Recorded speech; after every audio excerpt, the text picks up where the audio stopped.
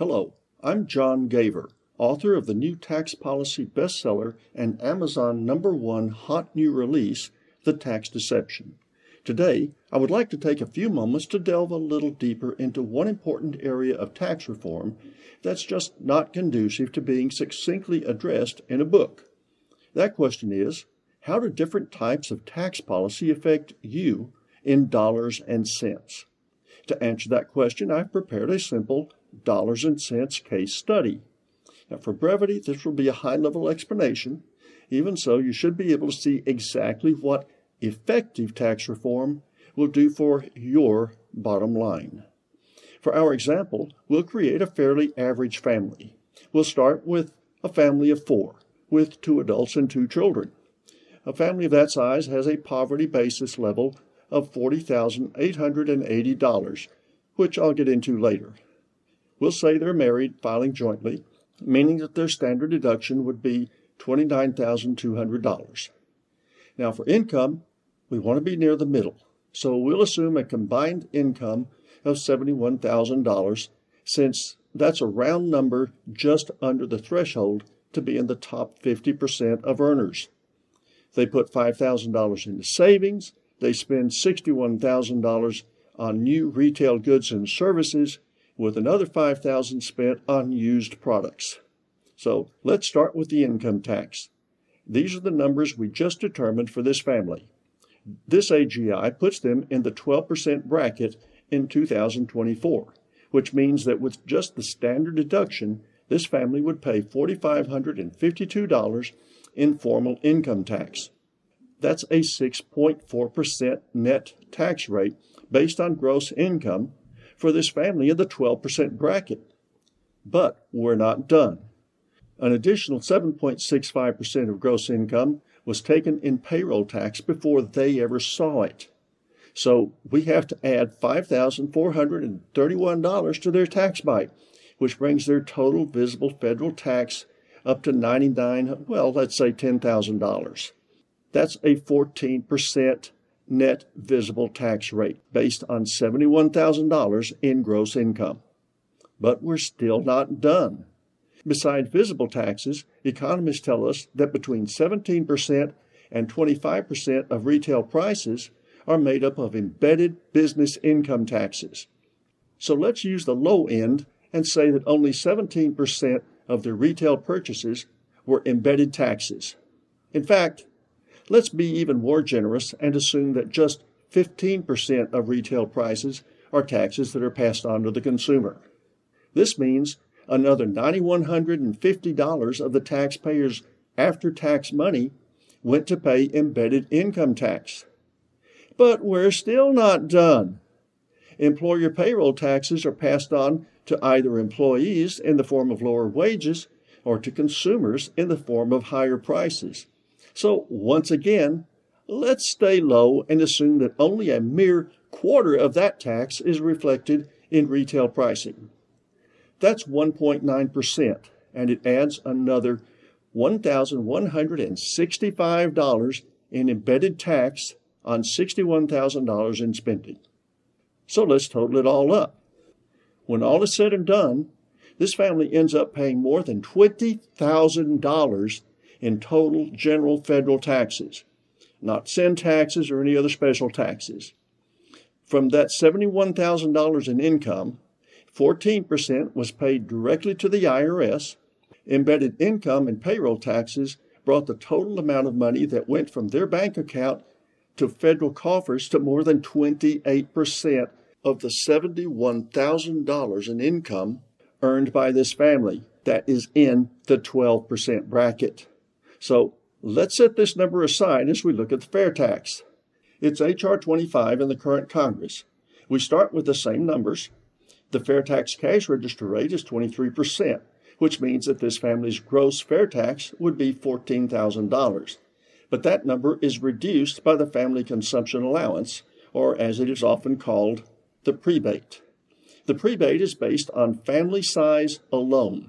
The number of adults and children in the home are multiplied by the Health and Human Services poverty levels for one adult and one child, respectively.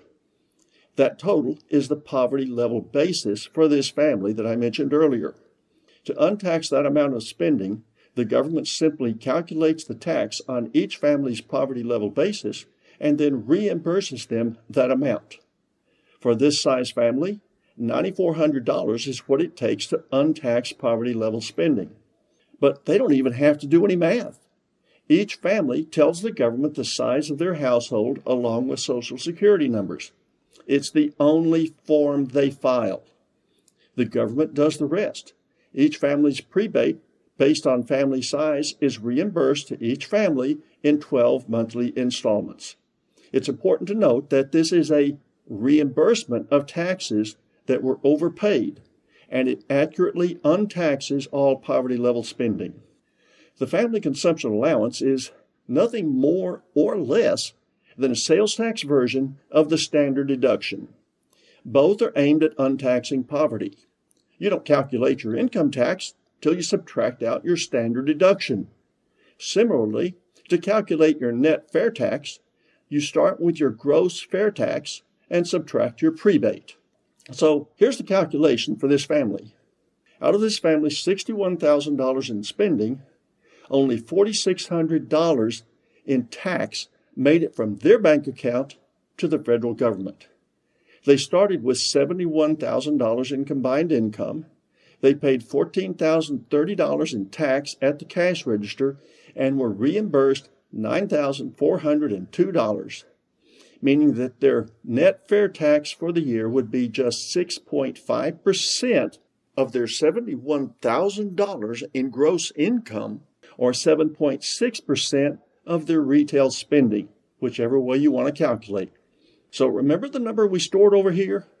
Well, it's time to compare those numbers. Under the income tax, 28.5% of this family's $71,000 in income would make its way from their bank account to the federal government. But under the FAIRtax, only 6.5% of their income would be lost to taxes, or 7.6% of their $61,000 in retail spending. With no embedded taxes, retail prices would drop. So that would be all the tax they would pay. I encourage you to go back through this video and plug in the numbers for your family and do the math for yourself. I'm sure you'll be pleasantly surprised.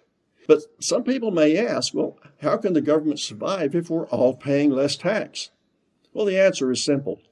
We aren't all paying less tax. The FAIRtax dramatically broadens the tax base. Many billionaires use tax breaks in the current code to legally pay no income tax. But under the FAIRtax, every time they fill up their super yachts and planes with fuel, they'll incur thousands of dollars in FAIRtax.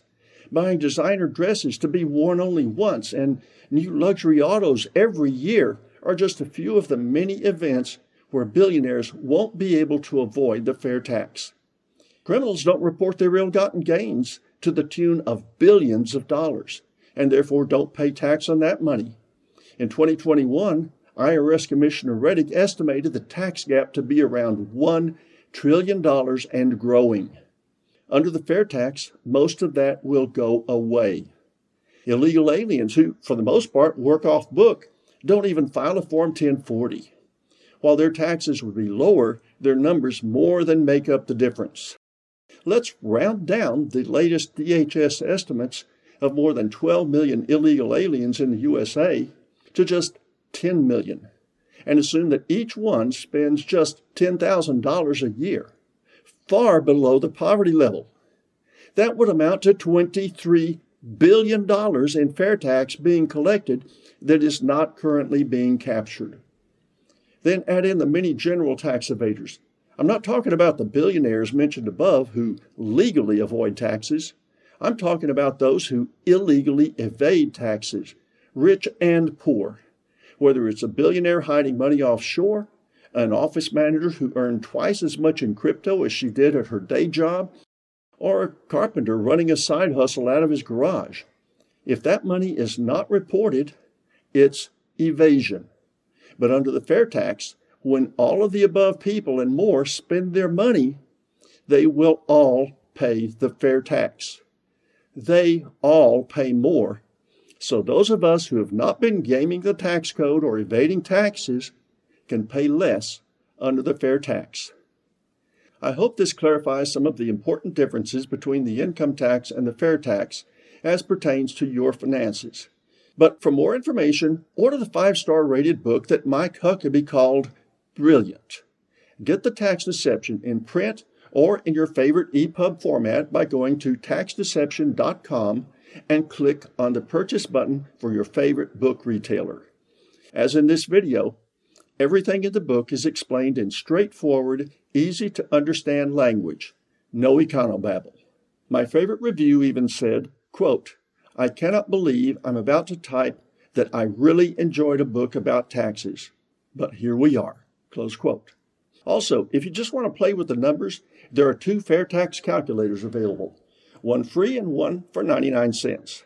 If you have an iOS device, download the 99-cent FAIRtax calculator for iOS.